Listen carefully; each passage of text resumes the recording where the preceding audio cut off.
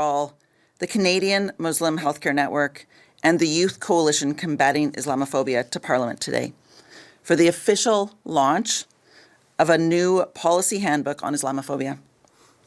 A resource like this is much needed. Much like the horrific rise in anti-Semitism across Canada and other forms of hate, terrible acts of Islamophobia are causing profound harm to people across this country. In the past year, mosques have been vandalized in cities across this country, including of my own city of Edmonton. Muslim Canadians report ongoing discrimination, intimidation, exclusion, and the need for heightened security. Canada continues to record the highest number of targeted killings of Muslims among G7 nations. And earlier this week, the Prime Minister announced the membership of his new Ministerial Advisory Council on Rights, Equality and Inclusion. New Democrats agree that Canada must do much more to combat all forms of hate, and we have supported many of the government's policy changes over recent years, including increased protections for places of worship. We hope that the new Advisory Council will take seriously all forms of hate in Canada, including Islamophobia, anti-Semitism, anti-Palestinian racism, anti-Indigenous racism, anti-Black racism, and anti-Sikh racism, amongst others. And we strongly believe that the Advisory Council should approach the issues of rights, equality, and inclusion through the lens of anti-oppression and racial justice. And in addition to this Advisory Council, Canadians need resources to help end racial injustice. It is through the work of groups like CMPAC, Justice for All, the Canadian Muslim Healthcare Network, and the Youth Coalition Combating Islamophobia that we can all learn how to fight racism and discrimination in our communities and make Canada a safer place for all Canadians. Thank you all for your work. Thank you for being here. I would now welcome my colleagues to bring their remarks. Israa. I believe we're beginning with Israa. Assalamu alaikum, peace and blessings be upon you all. Thank you for having me. My name is Israa Ibrahim, and I'm speaking on behalf of the Youth Coalition Combating Islamophobia this morning. YCCI was created in the aftermath of the June 6, 2021 terrorist attack in London, Ontario, that took the lives of 4 members of the Afzal family. In the wake of that tragedy, a group of young people came together with a shared commitment to ensure that the conversation around Islamophobia did not end after the headlines faded. Our focus has always been to advocate against Islamophobia from a youth perspective and to amplify the voices and experiences of young Muslims across our communities. Over the past 5 years, YCCI has led a number of initiatives aimed at education, advocacy, and healing. We've developed school curriculum resources for learners of all ages. We've facilitated workshops for students and educators and supported arts-based initiatives that create space and reflection for remembrance and healing. Through this work, we regularly hear from young people about the impact Islamophobia has on their lives. We hear about students feeling pressured to hide parts of their identity, feeling isolated in their schools, or questioning whether they truly belong in the communities they call home. Islamophobia affects more than physical safety. It affects confidence, identity, mental health, and a young person's sense of belonging. Every year, we organize the June 6th commemorative event to honor the Afzal family and keep the memory of that attack in the public consciousness. Commemoration is important, but remembrance alone is not enough. The event is also an opportunity to highlight the continued need to address both interpersonal and systemic Islamophobia in all the ways it manifests across our society. And unfortunately, Islamophobia remains an ongoing and deeply urgent reality. We continue to hear accounts of incidents both locally and nationally, from discrimination in schools and workplaces to online hate, harassment, vandalism targeting mosques, and acts of violence against Muslim communities. In many ways, young people are witnessing these narratives and incidents increase and become further normalized, particularly online. Recent attacks targeting Muslims and places of worship are painful reminders that anti-Muslim violence and hate are not isolated incidents of the past. They continue to shape how safe many Muslims feel in their communities and reinforce the urgency of sustained action.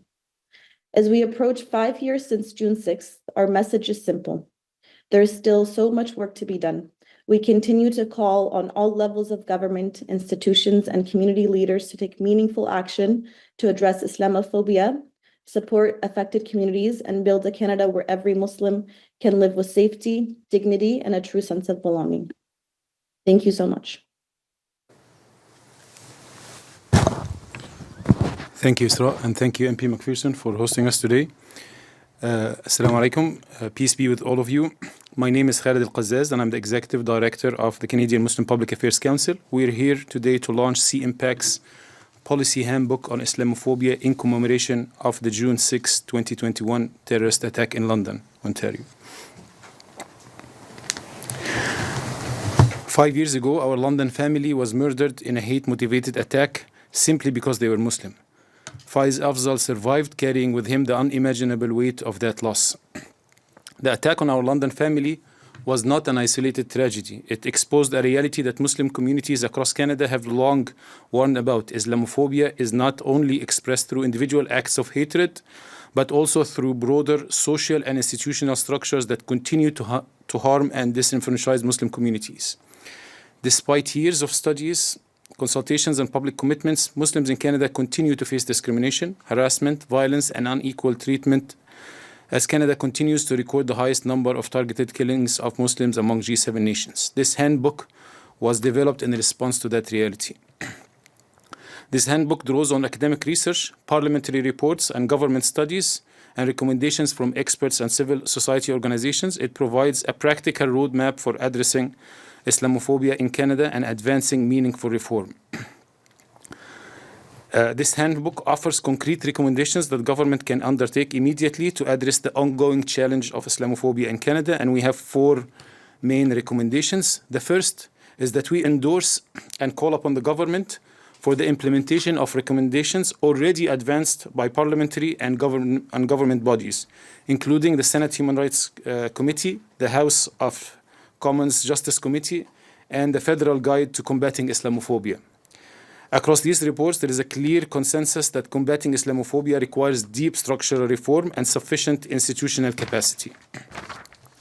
Second, and in light of the documented rise in anti-Muslim hate and incidents and violent Islamophobia, we advance recommendations focusing on protecting Muslim communities and community spaces. The federal government should allocate at least $40 million through the Canada Community Security Program or a comparable dedicated funding stream to support security infrastructure and protective measures for approximately 755 mosques and 100 Islamic schools. This amount is proportional to the legitimate allocation of $10 million investment to help protect Jewish communities from hate-motivated crimes and violence. Security in our most sacred spaces should be provided to all communities facing real threats. Third, CMPAC recommends that the federal government establish a dedicated Islamophobia funding stream within Canada's anti-racism strategy and action plan on combating hate. Given that the federal government's investment of $110 million under Canada's anti-racism strategy and $273 million under Canada's action plan on combating hate, we recommend that 10 to 15% of the above funds should be allocated to initiatives specifically addressing Islamophobia. Funding should support community-led education programs, public awareness campaigns, research initiatives, youth engagement, digital literacy, and social cohesion projects, and capacity building for Muslim-led organizations combating hate. Fourth, the government should address structural Islamophobia within regulatory and institutional systems. Discrimination does not only appear through the overt acts of hatred, it can also emerge through policies, regulatory frameworks, compliance regimes, and administrative practices that disproportionately impact Muslim individuals, charities, and organizations. Consistent with the recommendations in Dr. Anwar Iman's report, Humanitarianism and the Exclusion of Muslim Charities from the Financial Sector, and the National Security and Intelligence Review Agency review of the CRA's Charity Audit Program. Governments must strengthen transparency and accountability implement evidence-based oversight mechanisms, collect data to identify discriminatory outcomes, and ensure that public institutions and regulatory bodies do not perpetuate systemic bias against Muslim communities. Finally, we honor the memory of our London family, not only through remembrance, but also through a commitment to ensuring that the conditions that enable this type of violence are confronted and dismantled, and that we never have to lose another life, Muslim or not, to hate. Thank you. I invite Afnan from CMHN, Canadian Muslim Healthcare Network. Good morning. Good morning, everyone. We're standing here on Parliament Hill today because of systematic Islamophobia, and it is not a collection of isolated, unfortunate incidents. It is an active and structural failure. The report being released today is critical because it forces the government to stop treating hate as a vague social ill and start treating hate as a measurable institutional crisis. To eliminate all forms of discrimination, we must first dismantle the systems that enable them. Nowhere is this structural failure more devastating than within our healthcare system. As healthcare professionals, we are bound by an oath to do no harm. Yet, for Muslim Canadians, the healthcare system itself is failing that oath. Systematic Islamophobia directly drives severe health disparities. We see this acutely through gendered Islamophobia, where Muslim women face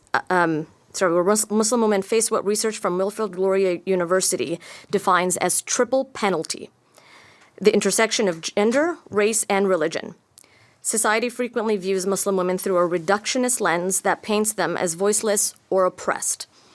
In a clinical setting, this bias translates into dismissed pain, delayed diagnosis, and barriers to basic service, often with devastating consequences for their physical and mental well-being. But this hostility does not stop at a patient's bedside. It targets the very people providing the care.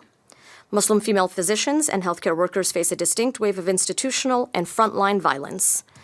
The depth of this systemic bias was laid bare in 2021 when the Canadian Medical Association Journal chose to publish a deeply harmful Islamophobic article that perpetuated misogynistic stereotypes about the hijab on its cover. Think about that timeline. In December 2021, our nation's premier medical journal validated anti-Muslim sentiment. That was the exact same year a Muslim family in London, Ontario, was targeted and murdered while simply walking down the street. When our leading scientific journals mirror the biases on the street, they provide academic cover for the hatred that tears our communities apart. This crisis is inherently intersectional, and today we are witnessing an aggressive surge in anti-Palestinian racism. Advocacy for basic human rights is being systematically stifled inside healthcare settings. This political and racialized silencing targets Muslim practitioners, but it also sweeps anyone with a perceived likeness to Islam, including our Sikh colleagues who are routinely targeted and mistaken for Muslims. This is an environment of generalized suspicion that compromises clinical safety and professional freedom. We cannot fix a system we refuse to measure accurately. Our current hate crime data is fundamentally flawed due to profound mistrust in institutional reporting mechanisms. When vulnerable communities face systemic barriers and fear professional or legal retaliation, they do not report. Silence is not safety. It is missing data by design. Therefore, we're not making an emotional plea today. We are delivering a clinical demand for systemic intervention. We urge the federal government immediately to fully implement the findings of the 2023 Senate report on Islamophobia and fully deploy the federal guideline on combating Islamophobia. The government must act decisively to protect all vulnerable communities, bridge the trust deficit in our reporting systems, and hold institutions accountable. True health equity cannot exist in a system and tolerate Islamophobia. It is time for the government to move past rhetoric and enforce structural change. Thank you. Thank you, Afnan. And we invite Taha Ghayur from Justice for All Canada. Good morning. This is Taha Ghayur, and I serve as the Executive Director of Justice for All Canada, a national human rights group for advocating for the persecuted minorities and combating genocides globally. 5 years ago, an ordinary Canadian family went out for a walk in London, Ontario. They never came home. Salman Afzal, Madiha Salman, Yamna Afzal, Talat Afzal, a grandmother, a father, a mother, a daughter. 4 innocent lives were taken, and a young boy was left orphaned and seriously injured. Today, we remember them, we pray for them, and we stand with their family. But condolences alone are no longer sufficient. We must also ask a difficult question. How does a man become so consumed by hatred that he deliberately targets a family simply because they are Muslim? The man who murdered the Afzal family, Nathaniel Veltman, was convicted of an act that the courts recognize as terrorism. The court found that his attack was directed at Muslims and intended to intimidate Muslims across Canada.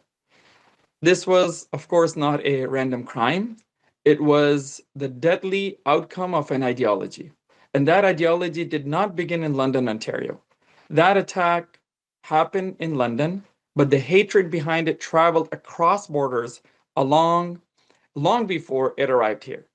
The same ideology that inspired the attack on Afzal family was present when 6 worshippers were murdered at the Islamic Cultural Center of Quebec City in 2017. It was present when 51 Muslims were massacred while praying at Christchurch at a mosque in New Zealand in 2019. It was present when worshippers were attacked at a mosque in San Diego just last month. Different countries, different perpetrators, different circumstances. But a common thread is dehumanization of Muslims. The belief that Muslim lives matter less. The belief that Muslims are a threat. They're outsiders, they're invaders, or they're enemies. These ideas travel across borders through online platforms, extremist networks, political rhetoric, conspiracy theories, and misinformation campaigns. So we see that hate today is globalized and extremism is well networked. And hatred does not require a passport. This is why Justice for All Canada speaks about transnational hate and genocidal rhetoric. Because when Muslims are dehumanized anywhere, Muslims become less safe everywhere. We see this not only in acts of violence against Muslim minorities in the West, we also see this in the persecution of Rohingyas in Myanmar. We see it in the repression of Uyghurs in East Turkestan occupied by China. We see this in the ongoing genocide in Gaza. We see this in the suffering of Kashmiris. We see it in the rising anti-Muslim hate and anti-minority discrimination targeting minorities in India. While these situations differ in history, politics, and context, they all share a dangerous pattern. The normalization of anti-Muslim narratives, the erosion of sympathy and empathy, the gradual acceptance that some lives are less worthy of dignity, rights, and protection than others. And that is how hate grows. Hatred grows. And this is why we must confront it wherever it appears. The urgency of this work is reflected in the numbers. According to Statistics Canada, police reported hate crimes targeting Muslims rose by 94% in 2023. More broadly, hate crimes in Canada have more than doubled since 2019. These are not just the statistics. Behind every one of these numbers is a person. A child afraid to wear hijab, a family worried about attending the mosque, a community wondering whether they truly belong. 5 years after London, our responsibility should be clear. We call on our government and our institutions and civil society and technology platforms to monitor and address online hate networks, to invest in anti-racism and anti-Islamophobia, anti-hate education, support communities targeted by hate, to improve data collection on hate crimes, to hold digital platforms accountable for amplifying extremist and genocidal content. We must recognize that protecting Canadian Muslims requires confronting the global ecosystem of hate that fuels anti-Muslim violence everywhere. The lesson of London should be clear. Hate has no boundaries, neither should our commitment to justice be. Thank you. Thank you so much, Taha. And towards the end, I would like to present MP McPherson with a copy of our handbook for her continued advocacy on against Islamophobia and all forms of hate. Thank you. Thank you so much. And we're open for questions. Hi, Dylan Robertson of the Canadian Press. I'm wondering if you could sort of describe how this report today differs from last year's handbook by the Islamophobia Special Envoy. Thank you for your question. And it's actually building on the report on the guide on Islamophobia produced by Amira Gabi's office and the Senate report and the Justice Committee report in the Parliament. It builds on and it basically implores upon all the recommendations that the government should work towards fulfilling these recommendations. And we add to them also additional focus on structural and systemic Islamophobia or enablers for Islamophobia that we have identified. And it's also coming from new studies such as the one produced at the University of Toronto by Professor Anwar Iman that tackles Islamophobia within the finance sector and the marginalization of Muslim communities and discrimination against them. So we're building on newer reports. And today, there is a new report also published by the Islamophobia Research Hub at York University addressing structural Islamophobia. So we also add the structural Islamophobia dimension that the government can take internal initiatives to fix and correct. Plus, we offer our community lens, how we view and how we experience Islamophobia, and how we feel that the solutions towards Islamophobia should be taken. As a follow-up, I'm wondering how the Council and perhaps Ms. McPherson feel about the Diversity and Inclusion Council. We've heard from other communities, mostly the Jewish community, that they wanted to have a special envoy still, that no one really asked for this, that it makes it hard to look at specific forms of hate that are going on in Canada. I'm wondering if you have any thoughts on not having the special envoy for Islamophobia and your hopes for what this council should be doing. That's also a great question because, and also MP McPherson can address it. But from our angle as a community, the Office of Combating Islamophobia was established 5 years ago as a result of the London family attack. So it actually means for our community is an initiative and a commitment by the Liberal government to address Islamophobia. So when the Prime Minister dismantles the office and replaces it with the Advisory Council, we have even higher expectations from the new council to address Islamophobia in a real and a direct way. We are open to see how the Prime Minister manages these different portfolios, but it is whether it's an envoy or it is an advisory council, the names and structures do not matter. The idea is that the government takes this seriously, acknowledges it, puts specific resources towards addressing it and engaging the communities in a real way. And they've just announced it last week. We welcome the announcement that this is one step forward, but really more is to be expected from a new council that replaces all these envoys.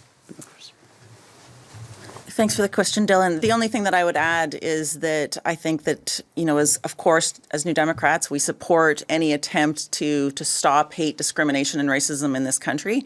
But again, we do need to see the resources, and we would like to see this be done through an anti-oppression and anti-racism lens. That's key. Question from me up to the gentleman. What do you think is the driving entity, individual, group, event that is driving up Islamophobia, in your view, in Canadian society? I can actually, Taha had actually addressed this in his remarks. Do you want to address this question, Taha? Sorry, I didn't fully understand or hear the question. My apologies. Of this kind of thing. Specifics to do with entities, individuals, events, groups. Who and what are the drivers that you're seeing? Did you hear that? Yes, I think I did. Yes, thank you. Well, white supremacy is, of course, a major driving factor when it comes to hatred and widespread hate that we're seeing across Canada and globally. And this is what we are really, we want to make sure right now, of course, that we do our best to address. We see connections between all these global that attacks that we're seeing globally on places of worship, whether it's Christchurch or San Diego, or of course what happened in Quebec mass shooting. We saw that each one of those individuals were actually very much inspired by these ideologies of hate, or inspired by each of these in particular events of attacks and of hate crime and terrorism that were perpetrated against worshippers. So of course these networks of white supremacy are critical, but then the genocidal rhetoric that we're seeing, what happens in Gaza directly impacts us here in Canada. What happens in India, we are seeing directly impacted. So there's also that foreign interference element of it that we need to be looking at. There's also, of course, transnational hate that we should be actually very concerned about. Follow-up. When you're speaking about the international aspect, what's happening in India, what's happening in Gaza, what's happening around the world, do you believe that's an instrument of government foreign interference, or is that diaspora sectarian politics making its way to Canada as well? It's definitely both, and this is why transnational hate has so many forms. Of course, foreign government influence is a piece that we have not actually addressed in Canada as we should be. Although it is being highlighted every now and then. We saw what happened, for instance, this couple of years ago, a Sikh leader was gunned down in front of a gurdwara, a place of worship.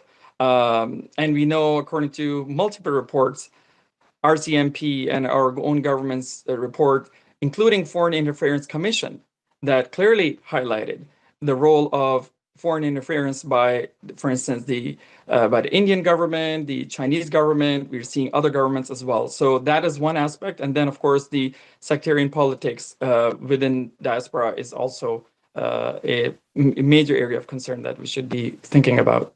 Last follow-up for you, Taha. Based on what you just said, what are the governments that you can highlight that have a track record of targeting Muslims in Canada through its networks? You mentioned India, perhaps, the Modi regime. Anyone else come to mind? Well, Chinese government is another one. We know that Uyghurs, for instance, have been targeted, who are persecuted, who are a persecuted minority in the so-called Xinjiang province. China calls Xinjiang province, that they call East Turkestan. We know that they have been targeted directly in Canada. Many Canadian Uyghurs have been targeted. So yes, there are multiple countries, but China, India in particular are, of course, on the top. Between those two governments, China and India, do you believe that's driven by a ideological hatred of their faith, or is that more driven by ethnic or other national security consideration? In the case of East Turkestan, you're referring to an ethnic enclave of what is considered today modern-day China by international law. Of course, there is the oppression of multiple religious groups within China, but is China's agenda in Canada targeting Islam and Muslims as a whole, or is it targeting a specific political movement that goes against the head regime's agenda? I mean, that is a it's a much more complex and nuanced conversation, but I can tell you, you can speak to Uyghurs and Uyghur leadership here in Canada. They'll tell you Islam and Muslims are definitely on the agenda, and they are being directly attacked. There are 50 plus reasons, according to their own criteria, 50 plus reasons why an Uyghur Muslim can land into a concentration camps. All of those reasons have directly to do with their identity and practice of Islam. Dimensions to this conversation. So transnational oppression and the global Islamophobia network is something that is clearly documented now through even Canadian research from Wilfrid University and other researchers. However, two aspects that are clearly in the hands of the Canadian government is actually the structural elements that was identified by internal government reports such as NCIRA, which basically says that there is a system in place and a structure in place that basically allows for discrimination. That is driven by policy and policy choices, and a framework that was set post 9/11 that basically puts the Muslim community as a security target first. You have to get security clearance before you deal with, or security lens before you deal with the Muslim community, and that's a primary challenge that needs to be fixed internally from within the government. The second one is basically the local Islamophobia networks that we see the impact of even over the past few days. And these are fueled, and they use online hate to charge people against Muslims. And the most recent example was the post-announcement of the Advisory Council. A huge campaign and wave was launched against former Minister Omar Al-Ghabra, simply for basically playing his role and doing as much as he can to address these different issues. But it was a vicious campaign, primarily because he basically represents that Muslim interest.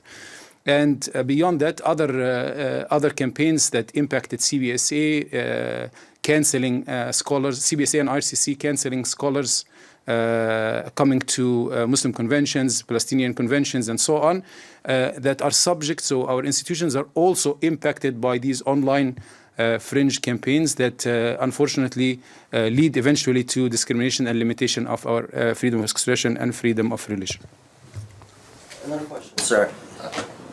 But you can go ahead. Sorry. Hi. I'm wondering if you could speak to your concerns about finance. Just trying to understand, I thought the Muslim charities issue was largely rectified at this point. Perhaps I've misunderstood, or are you referring to Islamic finance? Like, what is the part about finance that the report is trying to tackle here? So I invite you to read. I will actually share with you resources specific on the findings and recommendations, because Dr. Imon was also an advisor on the advisory committee to the charity regulator. And so his first paper was focusing on the targeting of Muslim charities within the charity regulator, within the CRA. His second paper was extending this beyond the charity sector, that there is a whole regime under the banner of anti-money laundering and anti-terrorism financing that enables, through the policies that exist, to put the Muslim community charities primarily as a primary risk through a policy framework that exists. So what we see a change within the CRA attitude is more engagement and openness and education through the community, with the communities. However, there isn't much change on the structural level and on the policies level that enable this kind of targeting and discrimination. And the idea that you look at our community as a security risk, we see this in CRA and we see in finance, we see this in immigration policies. So far, the Palestinians for 2 years did not get anybody through because of their perceived security risk. We see this even in other departments as well. So it's actually across. And this paper, actually, this guide, and we published it online on CanadianMuslimPact.ca, touches upon these issues specifically. And just my last follow-up, I'm just wondering what your response is to folks who do raise concerns about speakers at conferences about anti-Semitic rhetoric that's happened. I know you're saying some of these visa bans don't hold up to snuff, they're not done in a transparent way.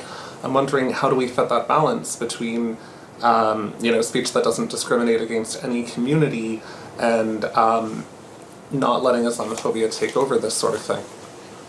Thank you for this question, and it's a good opportunity that particularly among the mainstream and the large Muslim organizations that are able to produce these large-scale conferences, their written and internal and external positions on hate is very clear. They are clearly against any hate rhetoric, any hate speech, any hate action. And I tell you, as an advocate for human rights and our civil liberties for Muslims and all Canadians, is that we as a community would actually stand at the forefront of any effort or any initiative to combat hate and anti-Semitism.